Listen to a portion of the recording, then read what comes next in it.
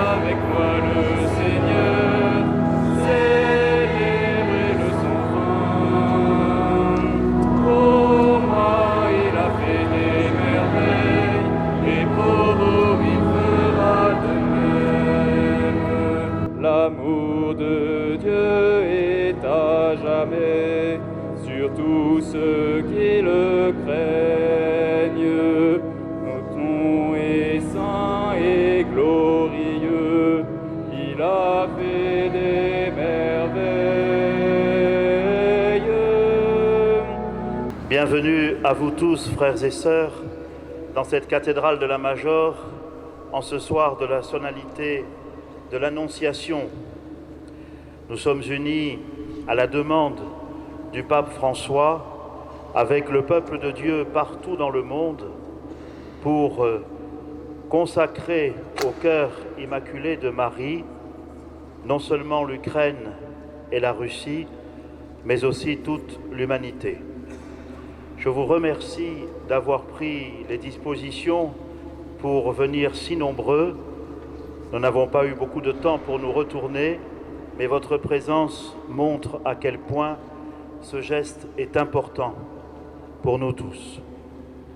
Je voudrais particulièrement remercier le père Mykola de l'Église gréco-catholique d'Ukraine, qui est le curé de la paroisse ukrainienne de Marseille, et avec lui des Ukrainiens qui sont venus et qui logent au Camoin ou ailleurs, là où on peut. Je voudrais aussi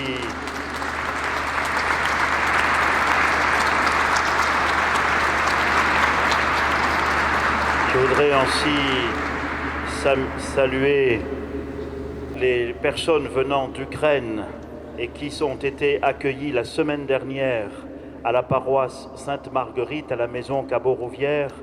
Votre voyage a été long, vu qu'en plus à Strasbourg, le Covid s'est mis de la partie, mais vous êtes arrivés et à vous aussi, je dis bienvenue et je remercie la communauté de Sainte-Marguerite de vous accueillir.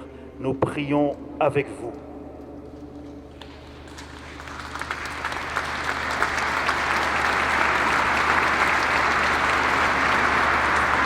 Je voudrais saluer aussi les prêtres qui ont en charge des populations qui souffrent de la guerre de par le monde. Tous ne sont pas là ce soir, mais je salue le père Sekvan, prêtre chaldéen d'Irak, et sa communauté. Je salue le père Samer, ne peut pas être là, il est syriaque catholique, mais je salue sa communauté aussi. Et puis, je salue le père arménien qui est ici, avec la communauté qui est à la plaine, le père Mamzer. Je voudrais saluer les Ukrainiens et les Russes de toute confession chrétienne qui se sont joints à notre prière de ce soir. Beaucoup m'ont dit leur impossibilité de venir à la cathédrale, mais par les moyens de communication, beaucoup s'unissent à notre prière ce soir. Je voudrais aussi saluer tout particulièrement les Corses qui se sont joints à la messe. On n'oublie pas les temps difficiles aussi que traverse l'île de Beauté. Il était prévu ce soir une messe pour la Corse à Notre-Dame de la Garde, et nous avons décidé, je salue le recteur de Notre-Dame de la Garde, que tout le monde serait accueilli ici. Croyez bien que nous prions aussi pour la Corse en ces heures. Je voudrais saluer aussi les guides et les scouts d'Europe, et en particulier leurs chefs, qui ont accepté de bousculer leur emploi du temps, puisqu'une veillée de prière était prévue ce soir à Notre-Dame-du-Mont, et qu'ils ont accepté de venir ici, et de plus, ils assurent le service à la cathédrale. C'est eux qui nous ont accueillis, c'est eux qui nous aident à chanter, c'est eux qui soutiennent notre prière. Soyez profondément remerciés.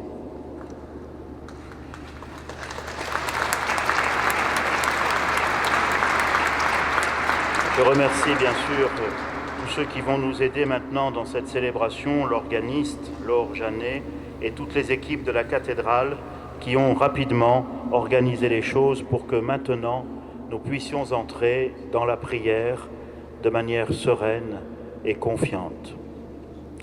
Le pape François a célébré cet après-midi cette consécration solennelle à l'intérieur d'une célébration pénitentielle.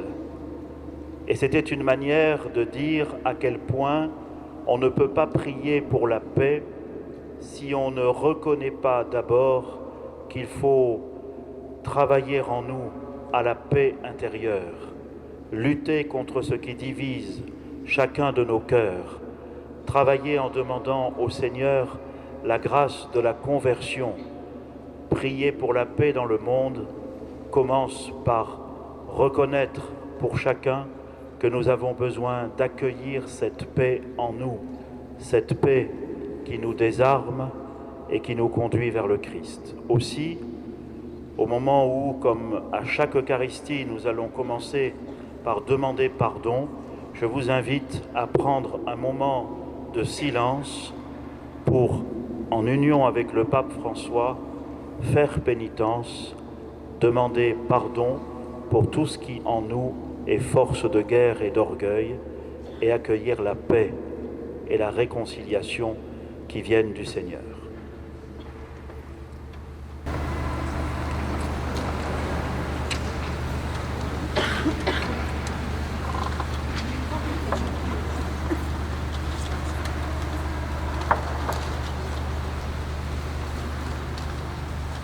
Que Dieu Tout-Puissant nous fasse miséricorde, qu'il nous pardonne nos péchés et nous conduise à la vie éternelle.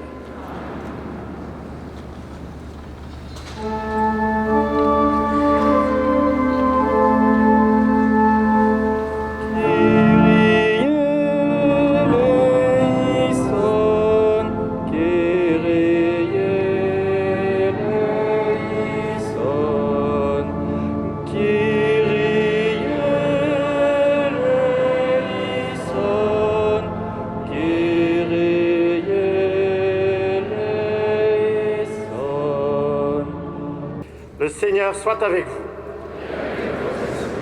Évangile de Jésus-Christ selon saint Luc.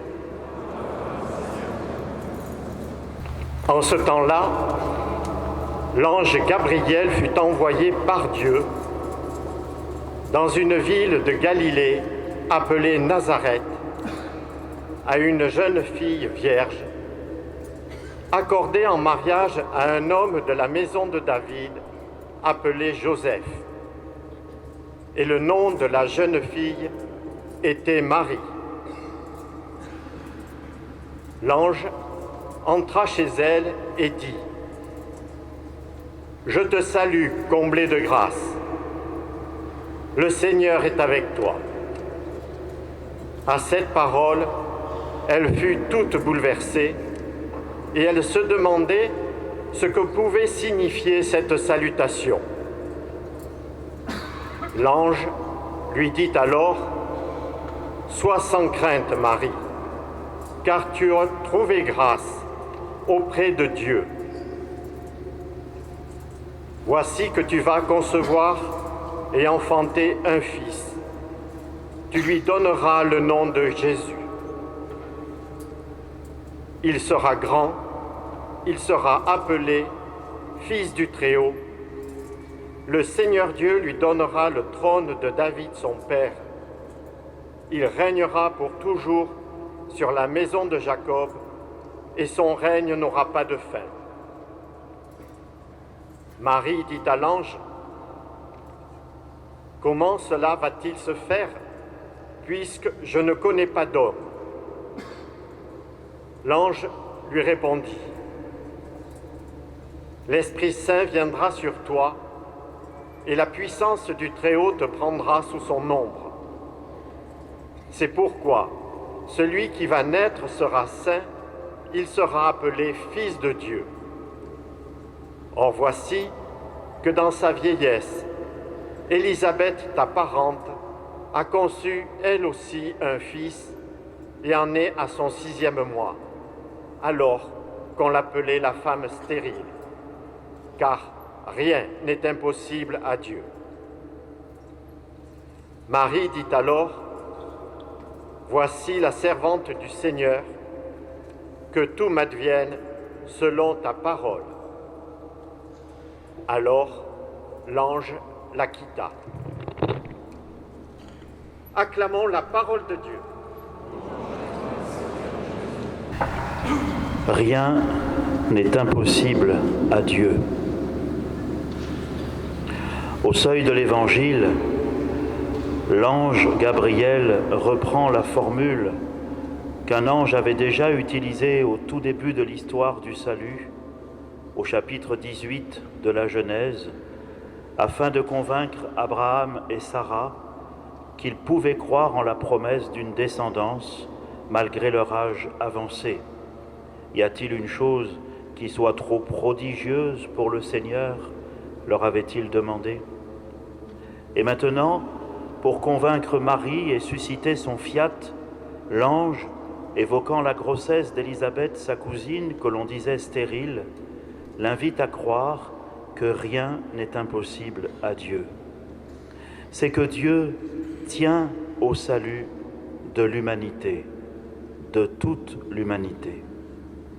C'est pour cela qu'il l'a créée, afin qu'elle participe à l'œuvre de la création et qu'elle entre tout entière dans la vie divine, même si c'est par la porte étroite d'un combat que la liberté, avec l'aide de la grâce, doit livrer contre le péché, c'est-à-dire contre l'orgueil de la créature, toujours tentée d'oublier qu'elle doit tout à son Créateur.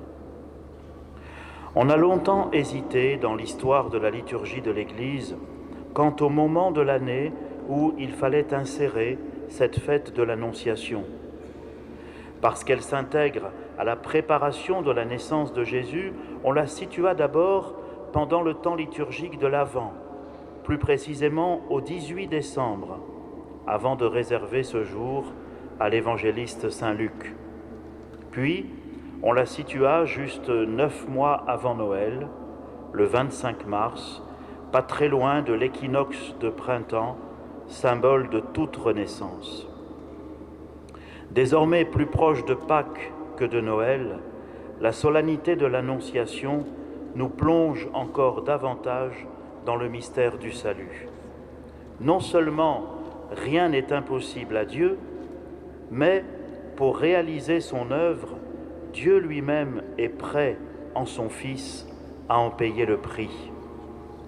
Non seulement Dieu a tant aimé le monde qu'il a donné son Fils unique, non pour juger le monde, mais pour que par lui le monde soit sauvé, mais ce Fils, qui a vécu notre condition d'homme en toutes choses excepté le péché, n'a pas hésité à faire l'offrande de son corps une fois pour toutes, comme nous l'a rappelé tout à l'heure l'auteur de la lettre aux Hébreux. Car nul n'a de plus grand amour que celui qui se dessaisit de sa vie pour ceux qu'il aime. Comme il est grand, frères et sœurs, l'amour dont Dieu nous a aimés. Et comme il est douloureux de constater à quel point, en nous-mêmes et autour de nous, l'amour n'est pas aimé. Ce qui se passe actuellement en Ukraine interpelle fortement nos consciences et notre foi. La décision du pape François de recourir aujourd'hui à la consécration des 2 nations, ukrainienne et russe, ainsi que de toute l'humanité, au cœur immaculé de Marie, est une façon de renouveler la confiance en la promesse de l'ange dans la Genèse ou dans l'Évangile. Rien n'est impossible à Dieu, même lors des pires convulsions de l'histoire. Si tu veux la paix, commence par prier et demande pour toi-même d'abord la grâce de la conversion qui désarme l'orgueil. Cet après-midi, comme je le rappelais tout à l'heure, c'est dans le cadre d'une célébration pénitentielle que le pape François a prononcé l'acte solennel de consécration de toute l'humanité comme nous le ferons nous aussi tout à l'heure, afin de porter à Dieu, par sa mère et notre mère, le cri de douleur de tous ceux qui souffrent et implorent la fin de la violence, que ce soit en Ukraine, en Syrie, au Soudan, au Yémen, en Arménie et ailleurs, sans oublier les personnes migrantes, fuyant la violence et la guerre de leur pays d'origine et tombant parfois, comme en Libye, sur des régimes concentrationnaires encore plus durs que ceux qu'elles ont quittés. On se souvient de l'apparition de la Vierge à Fatima en 1917, alors que le monde s'enlisait dans la dernière phase de plus en plus meurtrière de la Grande Guerre et qu'on était aussi à la veille de la révolution bolchevique en Russie qui d'un côté exprimait l'espérance d'un peuple opprimé, mais d'un autre côté entraîna tant de persécutions, de crimes et de désolations.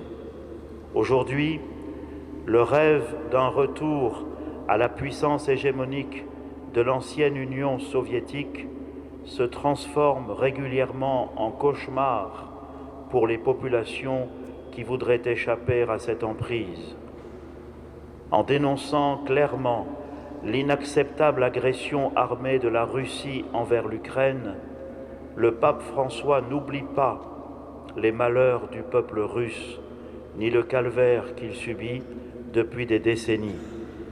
Ce sont ces deux peuples qu'il nous demande de confier tout particulièrement à la Vierge Marie, nous invitant à croire avec lui en la force de cette prière, confiance en la promesse de Dieu à qui rien n'est impossible. À Fatima aujourd'hui, le cardinal Krajewski, aumônier du pape, a renouvelé cette consécration au cœur immaculé de Marie sur les lieux mêmes de l'apparition. Ô cœur immaculé de Marie, viens en aide au peuple qui souffre et qui peine à se relever. Dans l'Évangile, il est par deux fois mention de ce cœur. D'abord devant le temple, lorsque le vieillard Siméon annonce à la mère de Jésus qu'un glaive lui transpercera le cœur, et ensuite, quand l'évangéliste note que la mère de Jésus gardait tous ces événements dans son cœur. Le cœur, lieu de la douleur et lieu de la mémoire, lieu de l'épreuve et lieu de la foi. Le cœur, chemin de communion avec Dieu et avec toute l'humanité, comme Marie l'avait annoncé à Lucie, l'une des voyantes de Fatima, « Mon cœur immaculé sera ton refuge et le chemin qui te conduira jusqu'à Dieu. » Chers amis, comment ne pas prier ce soir, tout particulièrement pour les habitants de Marioupol, ce qui signifie la ville de Marie, écrasée depuis des jours et des nuits sous les bombes de l'armée russe. Dans les rues des villes d'Ukraine, on voit depuis un mois des hommes et des femmes en prière avec une icône de la Vierge de protection, habillée d'un voile, comme les Ukrainiens ont l'habitude de le faire depuis des siècles, chaque fois que leur pays est en danger. Ô Notre-Dame de Sarvanitsia, protège ton peuple ukrainien. Ô Notre-Dame de Kazan, à Saint-Pétersbourg, réveille la conscience et l'espérance du peuple russe, car ces deux peuples, ukrainiens et russes, ces deux églises sœurs, orthodoxes et catholiques, sont unis par une même confiance et une même vénération envers la Mère de Dieu, la Théotokos, comme le pape Jean-Paul II l'avait fortement rappelé, notamment lors de l'année mariale de 1987, préparant la célébration du millénaire de l'évangélisation de l'Ukraine en 1988, lorsque Volodymyr Ier, prince de Novgorod, se fixa à Kiev et reçut le baptême en Crimée en 988, entraînant dans la foi toute la Russe de Kiev. Chers frères et sœurs ukrainiens, présents dans cette cathédrale, aujourd'hui, nous vous accueillons de tout notre cœur dans notre cité phocéenne qui est jumelée avec celle d'Odessa. N'hésitez pas à nous demander ce dont vous avez besoin. Avec vous, nous prions, nous espérons et nous mettons tout en œuvre pour prendre soin de vos familles, de vos enfants, de vos malades et de vos aînés restés sur place. Le Père Mikola le sait bien et nous pouvons compter sur lui pour nous aider à faire tout le bien que nous pouvons faire. Ce soir, devant ces deux bouquets qui évoquent le peuple russe et le peuple ukrainien, ce soir, pour ces deux peuples, et particulièrement pour l'Ukraine, nous prions Marie, la Reine de la paix. Avec elle, nous redisons notre confiance en Dieu. Et chacune et chacun d'entre nous, dans le secret de son cœur, à quelque étape qu'il en soit du long chemin de conversion de sa vie, peut dire au Seigneur, humblement et en vérité, ce que Marie avait répondu à l'ange d'un cœur confiant et désarmé, que tout m'advienne selon ta parole. Amen.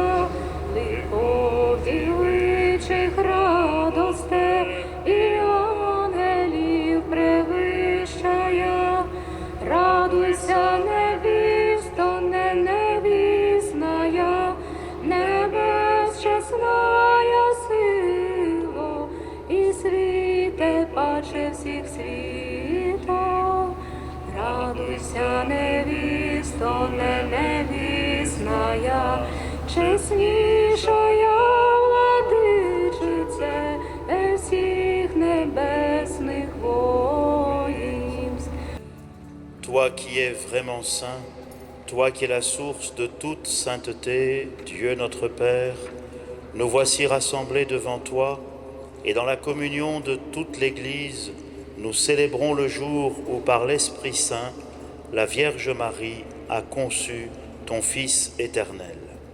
Par lui, qui est devenu notre Sauveur, nous te prions. Sanctifie ces offrandes en répandant sur elles ton esprit, qu'elles deviennent pour nous le corps et le sang de Jésus, le Christ, notre Seigneur. Au moment d'être livré et d'entrer librement dans sa passion, il prit le pain, il rendit grâce, il le rompit et le donna à ses disciples en disant: Prenez et mangez-en tous, ceci est mon corps livré pour vous.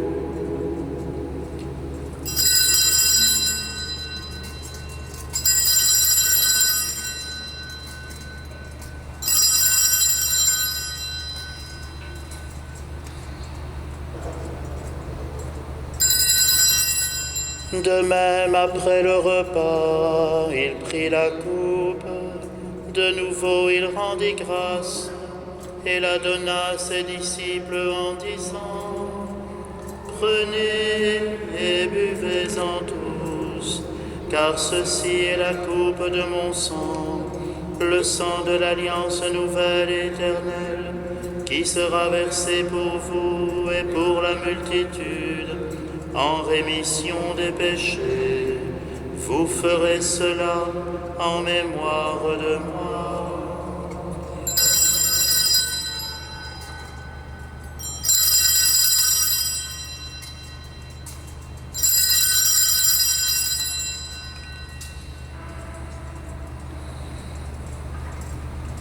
En faisant ainsi mémoire de la mort et de la résurrection de ton Fils, nous t'offrons, Seigneur, le pain de la vie et la coupe du salut, et nous te rendons grâce car tu nous as estimés dignes de nous tenir devant toi pour te servir.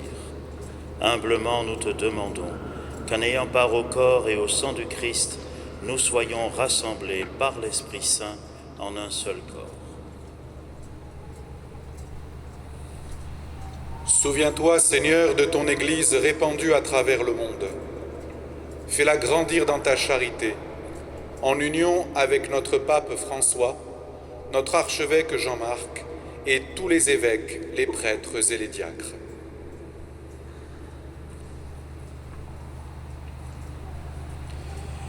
Souviens-toi aussi de nos frères et sœurs qui se sont endormis dans l'espérance de la résurrection, et souviens-toi dans ta miséricorde de tous les défunts. Souviens-toi de toutes les victimes de la guerre en Ukraine, de toutes les guerres. Accueille-les dans la lumière de ton visage.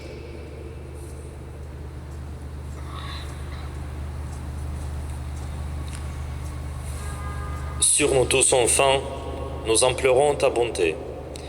Permets qu'avec la Vierge Marie, la bienheureuse Mère de Dieu, avec Saint Joseph son époux, les apôtres et tous les saints, qui ont fait ta joie au long des âges, nous ayons part à la vie éternelle et que nous chantions ta louange et ta gloire par ton Fils Jésus-Christ, le Christ.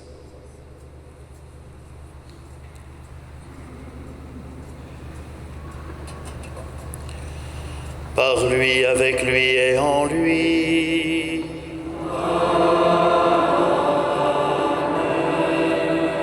À toi, Dieu le Père Tout-Puissant, dans l'unité du Saint-Esprit.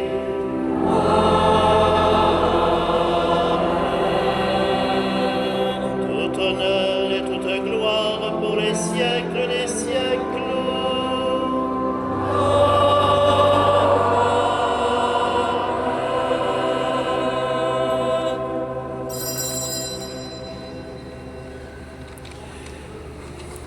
Je vais demander au Père Mikola de bien vouloir chanter en ukrainien la prière du Notre Père. Nous l'écouterons et ensuite, lentement, nous la dirons en français.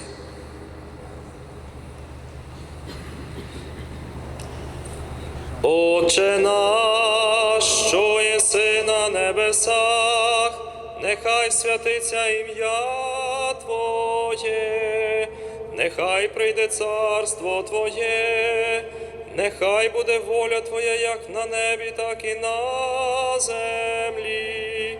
Хліб наш насушний дай нам сьогодні, і прости нам провини наші, як і ми прощаємо винуватцям нашим,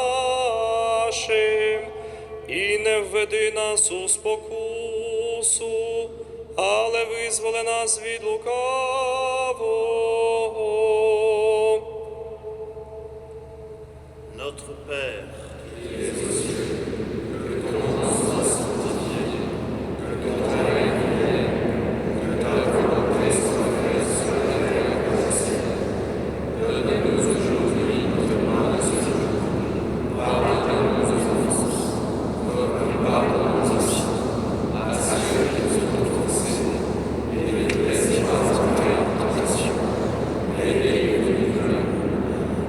Délivre-nous de tout mal, Seigneur, et donne la paix à notre monde et à notre temps, spécialement en Ukraine. Soutenus par ta miséricorde, nous serons libérés de tout péché, à l'abri de toute épreuve, nous qui attendons que se réalise cette bienheureuse espérance, l'avènement de Jésus-Christ, notre Sauveur.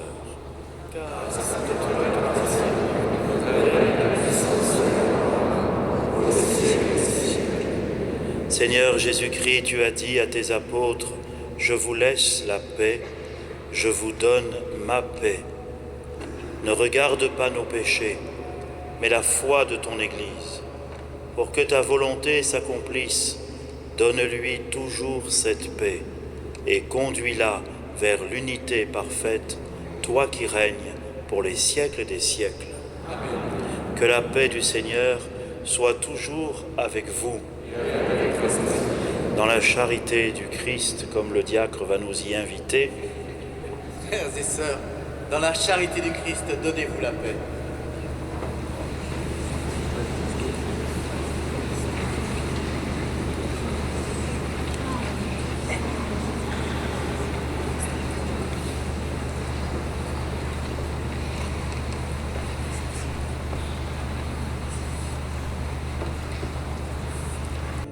Rien n'est impossible à Dieu. Voici l'agneau de Dieu. Voici celui qui enlève les péchés du monde. Heureux les invités au repas des noces de l'agneau.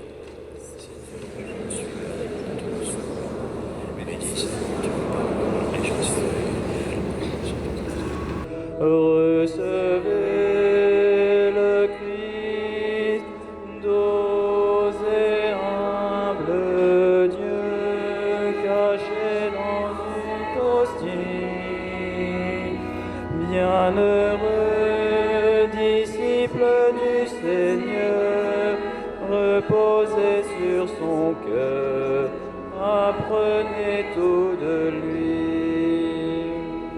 Jésus, jusqu'au bout tu nous aimes, tu prends la condition d'esclave, roi des rois, tu t'abaisses jusqu'à terre pour nous laver les pieds. Prions encore le Seigneur et soutenons par notre prière l'allumage des lumignons.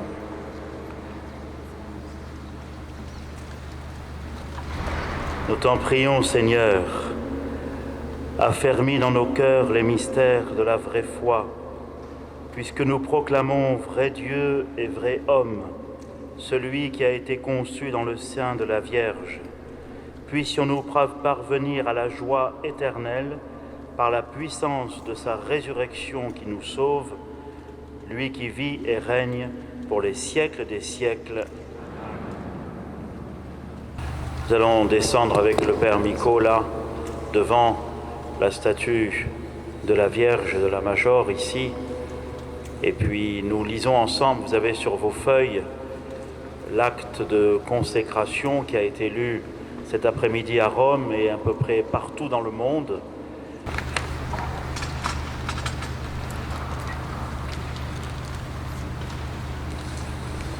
Marie, Mère de Dieu, notre Mère, en cette heure de tribulation, nous avons recours à toi.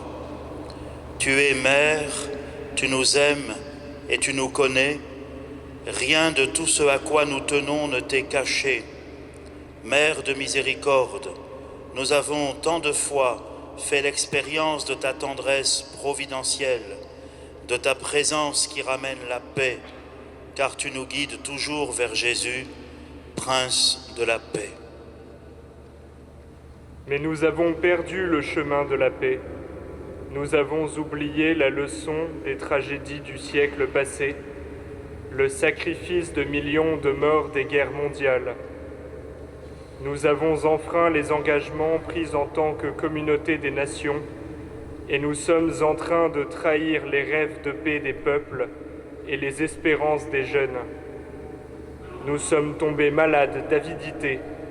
Nous nous sommes enfermés dans des intérêts nationalistes. Nous nous sommes laissés dessécher par l'indifférence et paralysés par l'égoïsme.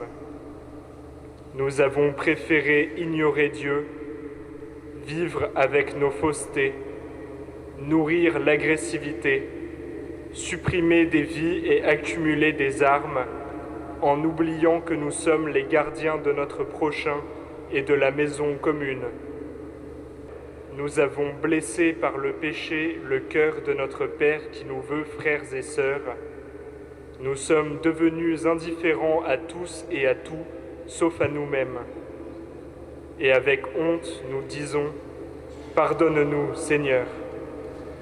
Dans la misère du péché, dans nos fatigues et nos fragilités, dans le mystère d'iniquité du mal et de la guerre, toi, Mère sainte, tu nous rappelles que Dieu ne nous abandonne pas et qu'il continue à nous regarder avec amour, désireux de nous pardonner et de nous relever.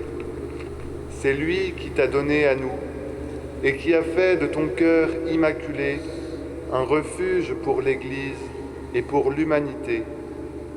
Par bonté divine, tu es avec nous et tu nous conduis avec tendresse, même dans les tournants les plus resserrés de l'histoire. Nous recourons donc à toi, nous frappons à la porte de ton cœur, nous, tes chers enfants, qu'en tout temps tu ne te lasses pas de visiter et d'inviter à la conversion.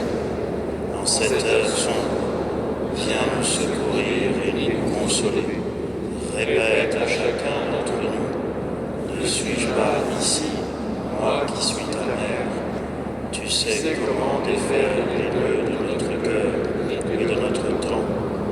Nous mettons notre confiance en toi. C'est certain que tu ne méprises pas nos supplications et que tu viens en aide, en particulier au moment de l'épreuve. C'est ce que tu as fait à Cana de Galilée, quand tu as hâté l'heure de l'intervention de Jésus et as introduit son premier signe dans le monde.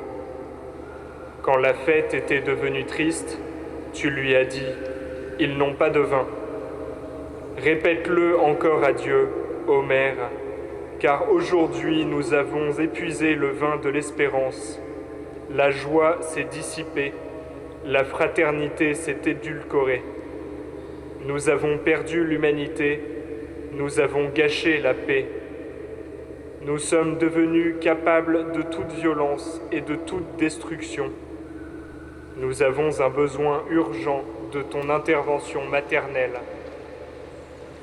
Reçois donc, ô Mère, notre supplique, toi et toi, la Mère, ne nous laisse pas sombrer dans la tempête de guerre. Toi, arche de la nouvelle alliance, inspire des projets et des voies de réconciliation. Toi, terre du ciel, ramène à la concorde autour de le monde. Éteins la haine, apaise la vengeance, enseigne-nous le pardon, libère-nous de la guerre, préserve le monde de la menace nucléaire. Reine du rosaire, réveille en nous le besoin de prier et d'aimer. Reine de la famille humaine, montre au peuple la voie de la fraternité.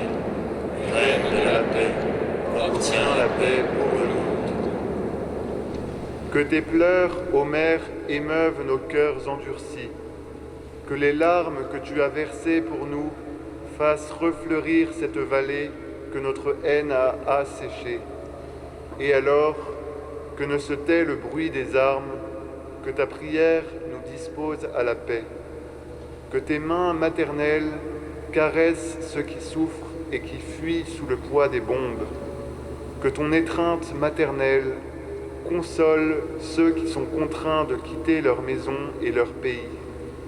Que ton cœur affligé nous entraîne à la compassion et nous pousse à ouvrir les portes et à prendre soin de l'humanité blessée et rejetée. Sainte Mère de Dieu, lorsque tu étais sous la croix, Jésus, en voyant le disciple à tes côtés, t'a dit, « Voici ton Fils ». Il t'a ainsi confié chacun d'entre nous. Puis aux disciples, à chacun de nous, il a dit, « Voici ta mère. Mère, nous désirons t'accueillir maintenant dans notre vie et dans notre histoire. En cette heure, l'humanité épuisée et bouleversée est sous la croix avec toi, et elle a besoin de se confier à toi, de se consacrer au Christ à travers toi. Le peuple ukrainien et le peuple russe, qui te vénèrent avec amour, recourent à toi, tandis que ton cœur bat pour eux et pour tous les peuples fauchés par la guerre, la faim, l'injustice et la misère. Mère de Dieu et notre Mère, nous confions et consacrons solennellement à ton cœur immaculé nous-mêmes, l'Église et l'humanité tout entière, en particulier la Russie et l'Ukraine. Accueille cet acte que nous accomplissons avec confiance et amour. Fais que la guerre assure au monde la paix. Le oui qui a jailli de ton cœur a ouvert les portes de l'histoire au prince de la paix. Nous espérons que la paix viendra encore par ton cœur. Nous te consacrons l'avenir de toute la famille humaine, les nécessités et les attentes des peuples, les angoisses et les espérances du monde. Tous ensemble, qu'à travers toi, la miséricorde divine se déverse sur la terre et que la douce palpitation de la paix recommence à rythmer nos journées. Femme du oui, sur qui l'Esprit Saint est descendu, ramène parmi nous l'harmonie de Dieu, désaltère l'aridité de nos cœurs. Toi qui es source vive d'espérance, tu as tissé l'humanité de Jésus, fais de nous des artisans de communion. Tu as marché sur nos routes, guide-nous sur les chemins de la paix. Amen. Les saints et les anges en chœur glorieux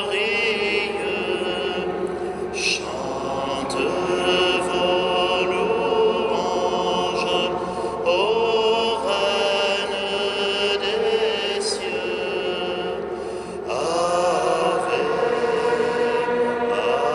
Ave, Ave Maria.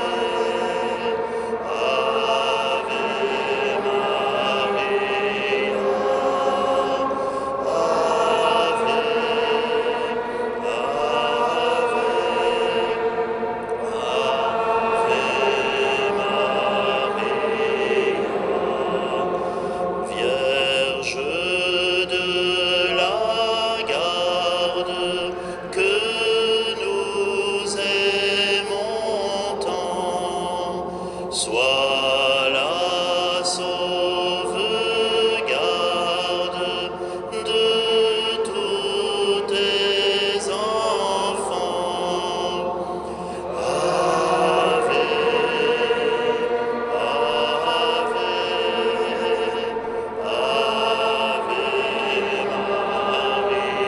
Maria. Ave,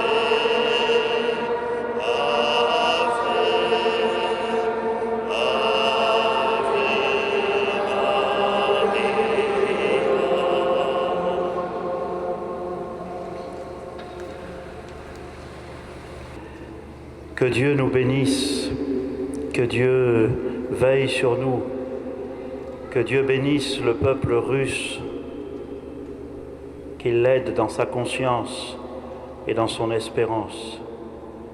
Que Dieu bénisse le peuple ukrainien. Nechai Gospodie bereje narod Ukraine. Que Dieu, tout-puissant et miséricordieux, fasse de nous des artisans de paix, qu'il nous donne d'avoir des cœurs désarmés pour répandre la paix qui vient de lui autour de nous. Pas de prière pour la paix, sans conversion personnelle à la paix. Que le Seigneur Tout-Puissant et Miséricordieux vous bénisse et vous garde, le Père, le Fils et le Saint-Esprit.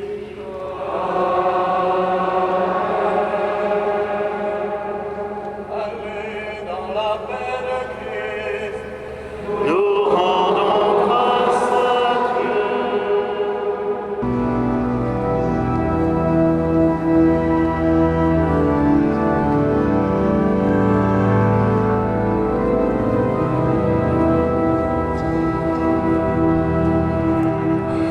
Nobis natus ex intacta Virgine, et ondiundo conversatus pars verbi semine, sui moras incolatus miro clausit ordine.